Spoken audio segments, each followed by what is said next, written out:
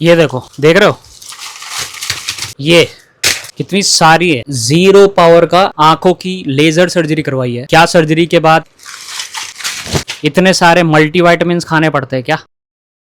आंखों की laser surgery कराने के बाद कौन सी ऐसी चीजें हैं जो आपको बिल्कुल नहीं करनी चाहिए? मैं अपने एक्सपीरियंस से बता रहा हूं, मैंने डॉक्टर से भी बात करी है 2-3। उन पॉइंट्स को आज की इस वीडियो में जरूर याद कर लेना अगर आपने लेजर सर्जरी करवाई है किसी भी तरह की, जैसे LASIK PRK, trans PRK, flapless, flap, जो भी करवाई है। सबसे पहले जिम का ट्रेंड है, सब लोग जिम करते हैं, एक्सरसाइज करते हैं, किसी भी तरह की कोई लिफ्टिंग वगैरह करते हैं, चाहे मेल हो फीमेल हो, तो उस चीज को आपको अवॉइड करना है। बहुत लोग गलती करते हैं कि सीधा जाके हैवी लिफ्टिंग कर लेते हैं। काफी लोग नहीं पूछ पाते डॉक्टर से, उनको टाइम नहीं मिलता। तो हैवी लिफ्टिंग आपको नहीं करनी। मेरे केस में डॉक्टर ने मेरे को बोला था कि आपको डेडलिफ्ट नहीं करनी है, क्योंकि डेडलिफ्ट जब आप करते हो, डेडलिफ्ट किसी को ना भी पता हो, मे बी शायद मैं एक फोटो डाल देता हूँ, डेडलिफ्ट करने से ब्लड की सर्कुलेशन सीधा आंखों में आती है, बहुत रिस्की हो जाता है। तो हैवी लिफ्टिंग बिल्कुल मत करना। सर्जरी कराने के बाद एटलीस्ट 1 से 1.5 महीने तक तो बिल्कुल मत करना। सर्जरी करवाई है, इसको इजीली मत लेना। डॉक्टर्स बोलते हैं कि 7 दिन में चश्मा हटवाओ, उसके बाद कोई प्रॉब्लम नहीं है, नॉर्मल लाइफस्टाइल, बट ऐसा कुछ भी नहीं है। टाइम लगता है, हील होने में 1 साल तक लग जाता है। पॉइंट नंबर 2, मोबाइल यूज करना। मोबाइल सबसे ज्यादा यूज करा जाता है, हर टाइम मोबाइल सब लोग चला रहे हैं। मोबाइल का यूज कम करना है, क्योंकि मोबाइल को यूज करने से ड्राइनेस बढ़ती है हमारी आंखों में। ड्राइनेस लेवल बढ़ेगा जितना आप मोबाइल को यूज करोगे। मैंने पर्सनली एक्सपीरियंस किया है, जब मेरी ट्रांस पीआर की सर्जरी हो गई थी, उसके 1 साल बाद मेरे को दिखने में शार्प दिखता था, क्लियर दिखता था, तो मैंने मोबाइल का बहुत ज्यादा यूज किया और उस वजह से मेरे को वापस से ब्लरनेस आ गई थी, ड्राइनेस हो गई थी, दिखने में दिक्कत आ गई थी। मेरे को लगा मेरी विजन फिर से गई, मतलब मेरे को चश्मा चढ़ गया है। बट रियलिटी में क्या हुआ कि मेरी आंखों में ड्राइनेस हो गई थी। डॉक्टर ने मेरे से पर्सनली पूछा कि आप ज्यादा फोन यूज करते हो, तो उन्होंने उस बेसिस पे मेरे को सजेस्ट किया कि आप ये 0 पावर का चश्मा बनवा लो। ये 0 पावर का है चश्मा। इसको बनवाने से क्या होता है कि आपको जो रिफ्लेक्शन है मोबाइल का, वो थोड़ा सा आपकी आंखों पे अफेक्ट होना होगा, वो कम हो जाएगा। तो आप इस तरह का स्पेक्स बनवा लेना, उससे आपकी आंखें बच जाएगी। जिन लोगों का काम होता है फोन से या फिर लैपटॉप पे, तो उन लोगों के लिए चश्मा ये मैंडेटरी है। ये मत सोचना कि सर्जरी होगी तो आप चश्मा नहीं पहनना। कोई भी आप चश्मा बनवा लोगे तो आपकी आंखें प्रोटेक्ट रहेगी। और दूसरा इसमें ये बेनिफिट है कि आप ड्राइविंग के टाइम भी ये चश्मा पहन सकते हो, आपकी आंखों में बहुत कंफर्टेबल लगेगा। तीसरा पॉइंट जो आपको नहीं करना, आंखों को छूना या रब करना आंखों को, ये बिल्कुल नहीं करना है, क्योंकि आपकी सर्जरी हुई है, डैमेज होती है, लेजर लगी है, तो कॉमन चीज है कि आंखों को डैमेज होने से बचाना है किसी भी तरीके से। तो आप टच करोगे तो डैमेज ही होगी, तो आपको आंखों को टच नहीं करना है। ड्राइनेस होने की वजह से आपको थोड़ा खारिश टाइप की फीलिंग हो सकती है, तो उसको अवॉइड करना है टच करने से। आप ड्रॉप्स डालो, पेशेंस रखो, ड्राइनेस की वजह से खारिश वगैरह होती है, सब अपने आप ठीक हो जाएगी। तो टच नहीं करना आंखों को। ये पॉइंट है स्पेशली फीमेल्स के लिए, जो लोग मेकअप वगैरह करते हैं, तो उस टाइम पे आपको मेकअप को अवॉइड करना है। सर्जरी हुई है तो, जैसे कई लोग आजकल इन्फ्लुएंसर है तो वीडियो बनाने के लिए मेकअप वगैरह करते हैं, तो वो चीज को अवॉइड करना। रॉ रखने में ज्यादा बेनिफिट है अपने फेस को, क्योंकि कोई भी चीज स्वेट के थ्रू आपकी आंखों में जा सकती है, उससे बहुत ज्यादा इरिटेशन होगी, आईज परमानेंटली डैमेज भी हो सकती है। जो ड्रॉप्स आपको डॉक्टर ने सजेस्ट करे हैं उसको बंद मत करना। मेरे कहने का मतलब है कि ऐसा होता है कि कई लोगों को ड्रॉप्स डॉक्टर ने सजेस्ट करे होते हैं और हम लोग अपना दिमाग लगा लेते हैं कि बाहर से किसी और केमिस्ट से दूसरे ड्रॉप्स ले आते हैं, सेम नाम के सब्स्टिट्यूट ले आते हैं, तो उससे क्या होता है, पावर कम हो जाती है और बाद में आपको दिक्कत आ सकती है। इसलिए ड्रॉप्स वही लो जो डॉक्टर ने सजेस्ट करें। अच्छी क्वालिटी की मेडिसिन ही इसमें इफेक्टिव रहती है। जब मैंने सस्ते ड्रॉप्स एक बार यूज करे थे तो मेरे को इतना फर्क नहीं पड़ा था। तो आईज के मामले में आपको अच्छी क्वालिटी की मेडिसिन ही यूज करनी है और जो डॉक्टर आपको प्रिस्क्राइब करता है वही यूज करना है। अगला पॉइंट है कि आपको अपनी आंखों को बचाना है साबुन, शैम्पू, इन सारी चीजों से, क्योंकि इसमें केमिकल्स होते हैं। आंखों में जाते ही बैंड बच जानी है पूरी तरीके से। किसी भी तरह का गंदा पानी, क्या पानी ही नहीं जाना चाहिए, क्योंकि डॉक्टर मना करता है आंखों को धोने के लिए, नहाने के लिए भी मना करता है डॉक्टर। जब आपकी सर्जरी होती है तो कुछ टाइम तक मना करता है, जैसे 3 से 4 दिन, कभी कभी कुछ केसेस में 1 हफ्ते के लिए भी मना कर देते हैं, बट उसके बाद आप नहा सकते हो आंखें बंद करके। एल्कोहल को अवॉइड करना है, क्योंकि एल्कोहल से ड्राइनेस होती है आंखों के लिए, वो प्रॉब्लमेटिक हो सकता है। मतलब ऐसा नहीं कह रहा हूं कि बिल्कुल ही बंद कर दो, बट क्वांटिटी कम रखना, क्योंकि अल्कोहल हमारी बॉडी में पानी की कमी करता है, तो इस वजह से आंखों के लिए वो प्रॉब्लम क्रिएट कर सकता है। कैफीन, वैसे तो आप चाय कॉफी वगैरह पी सकते हो, बट एक्सेसिव कैफीन को अगर आप इनटेक करते हो तो वो भी आपकी आंखों के लिए डैमेज कर सकता है। सर्जरी वाले दिनों में कह रहा हूं, मतलब सर्जरी होने के कुछ दिनों तक। उसके बाद आप कुछ भी करो, कोई दिक्कत नहीं है, बट जब तक आपकी सर्जरी हुई है तो एक्सेस में कैफीन लेना रिस्की हो सकता है। ये सारे जो मैंने पॉइंट्स बताए ये सारे जेन्युइन है। मैं कोई डॉक्टर नहीं हूं, बट मैंने इसके बारे में रिसर्च करी है, हर पेशेंट की कहानी अलग होती है। किसी को ड्राइनेस बहुत ज्यादा होती है, किसी को कम होती है। बहुत सारे ऐसे लोग हैं जिनको काफी सारी प्रॉब्लम्स आई है। आप मेरी वीडियोस के कमेंट सेक्शन में देख लेना। मैं आपको जो ये पॉइंट्स बताएं ये काफी सेफ पॉइंट्स है। अगर आप इनको फॉलो करोगे तो आपकी आंखें सेफ रहेगी। वीडियो के एंड में मैं पर्सनल कुछ एक्सपीरियंस वाले पॉइंट्स ऐड कर रहा हूँ। ये एक मिथ है जो डॉक्टर्स बोलते हैं कि लेजर सर्जरी से